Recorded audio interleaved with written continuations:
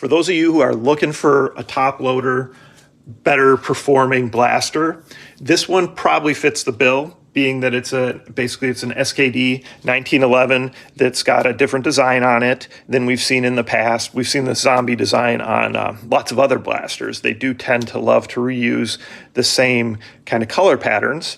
But in the past, these have always been about 150 FPS, so they're a pretty good blaster at a very reasonable price. And now a lot of them include this little scope hopper because people like that better. But of course, the downside is it doesn't hold as many gel balls. These still come with a 7.4 volt, 1400 mAh battery. So that's a good capacity for a battery of that size. And it just fits right in here like I've shown you before.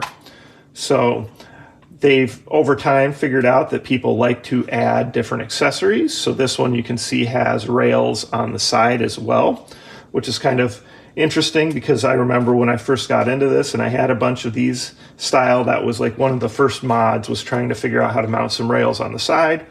So they definitely see that people like that. So you can go ahead, any rail mount accessory should fit on this fine, all right? Because people do ask that often. If it says it's a Picatinny rail mount, it should be fine, whether that means flashlight, laser, you know, whatever you're looking. I don't know that you'd be looking for anything else besides that on this one. Okay, chargers included, of course. They do give you some gel beads to start with. They give you the black tip plus the orange safety tip. These just twist out. You can see those little tabs just line up and then just twist in place. If you don't know how to soak gel balls properly, there's a link in the description of all these videos. You can go watch a video about soaking your gel balls so that you make sure you get those right.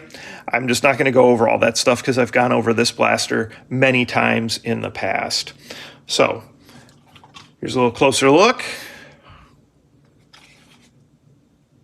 And recently I did model a little 3D print that allows me to put a threaded tip over the top of this. So then you'll have this piece and you can go ahead with that threaded tip. You could add a tracer, you could add different suppressors and stuff.